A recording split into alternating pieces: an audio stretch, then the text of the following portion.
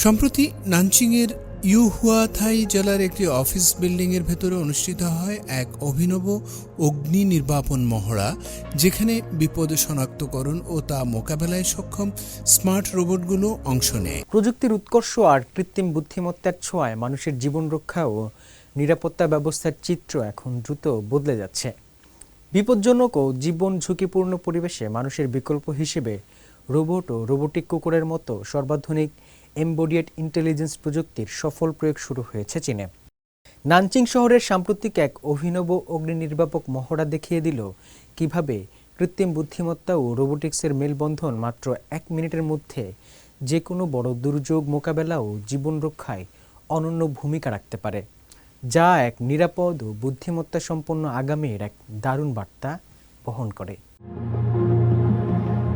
কৃত্রিম বুদ্ধিমত্তা বা এআই প্রযুক্তির উপর ভিত্তি করে গড়ে ওঠা এমবডিয়েটেড ইন্টেলিজেন্স এখন দ্রুত আমাদের দৈনন্দিন জীবন ও শিল্প খাতে প্রবেশ করছে।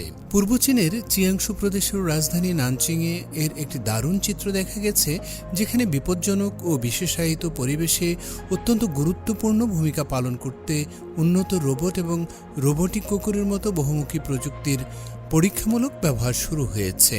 সম্প্রতি নানচিংয়ের ইউহুয়াথাই জেলার একটি অফিস বিল্ডিংয়ের ভেতরে অনুষ্ঠিত হয় এক অভিনব অগ্নি নির্বাপন মহড়া, যেখানে বিপদ শনাক্তকরণ ও তা মোকাবেলায় সক্ষম স্মার্ট রোবটগুলো অংশ নেয়। মহড়া চলাকালে একটি কৃত্রিম বুদ্ধিমত্তা সম্পন্ন ফায়ার ফাইটিং সিস্টেমের সাথে যুক্ত ফায়ার কন্ট্রোল ডিউটি রোবট আগুনের অ্যালার্ট বা সংকেত পাওয়ার সাথে সাথেই ঘটনাস্থলে একটি বিস্ফোরণ প্রতিরোধী চতুষ্পদ রোবট কুকুরকে পাঠিয়ে দেয়।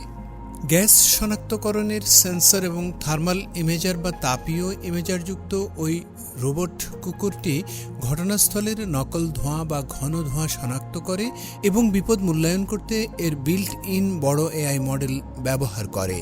এরপর আগুনের সঠিক অবস্থান, ভিডিও এবং গ্যাসের মাত্রার মতো লাইভ ডেটা রিয়েল টাইমে একটি কমান্ড স্ক্রিনে পাঠিয়ে দেওয়া হয়। ডিউটি রোবটটিও সেই ডেটা গ্রহণ করে অবিলম্বে অগ্নি সুরক্ষা ব্যবস্থা সক্রিয় করে এবং উদ্ধারকর্মীদের জন্য অ্যালার্ম বাজিয়ে দেয়, যার ফলে কর্মীরা দ্রুত হুমকি মূল্যায়ন করতে সক্ষম হন। পুরো প্রক্রিয়াটি সম্পন্ন হতে সময় লেগেছে মাত্র 1 মিনিট, যা প্রথাগত ম্যানুয়াল বা মানবচালিত জরুরি প্রতিক্রিয়ার চেয়ে কয়েক গুণ দ্রুততর।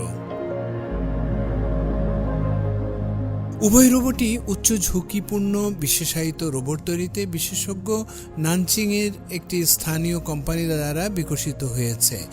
প্রতিটি রোবট কুকুরের মধ্যে রয়েছে 600টিরও বেশি যন্ত্রাংশ, যার অধিকাংশই চিয়াংশু প্রদেশ থেকে সংগ্রহ করা হয়েছে। উৎপাদনের এই সম্পূর্ণ স্থানীয়করণ বা লোকালাইজেশনের কারণে প্রাথমিক প্রোটোটাইপের তুলনায় উৎপাদন খরচ 30% কমে গেছে। প্রতিষ্ঠানটি এখন অগ্নি প্রতিক্রিয়া রোবটের পরবর্তী প্রজন্ম নিয়ে কাজ করছে এবং 2026 থেকে 2028 সালের মধ্যে দেশজুড়ে 1 লাখেরও বেশি ইউনিট মোতায়েন করার লক্ষ্যমাত্রা নির্ধারণ করেছে। এর মাধ্যমে তাদের বার্ষিক আয় 30 কোটি ইউয়ান ছাড়িয়ে যাবে বলে আশা করা হচ্ছে। শক্তিশালী সরবরাহ শৃঙ্খলা এবং বিনিয়োগ ছাড়াও এআই এর ব্যাপক ব্যবহারের জন্য প্রয়োজন শক্তিশালী অ্যাপ্লিকেশন সিনারিও বা প্রয়োগ ক্ষেত্র। এই মহড়ার জন্য স্থানীয় সরকার এবং ফায়ার সার্ভিস কর্তৃপক্ষ বাস্তবসম্মত পরিবেশ তৈরি করে দিয়েছে, যা কোম্পানিগুলোকে গ্রাহকদের সাথে যুক্ত হতে এবং মাঠ পর্যায়ের পরীক্ষার মাধ্যমে তাদের পণ্যগুলোকে আরও উন্নত করতে সাহায্য করেছে।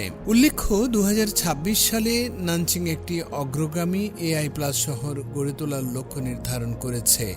এই পরিকল্পনার অংশ হিসেবে পণ্য শৃঙ্খল পণ্য বা ফুল চেইন প্রোডাক্টের ব্যবহার ত্বরান্বিত করতে 200টি বেঞ্চমার্ক এআই অ্যাপ্লিকেশন সিনারিও এবং 50টি আদর্শ শিল্প প্রদর্শন পরিস্থিতি উন্মুক্ত করার পরিকল্পনা হাতে নিয়েছে শহরটি।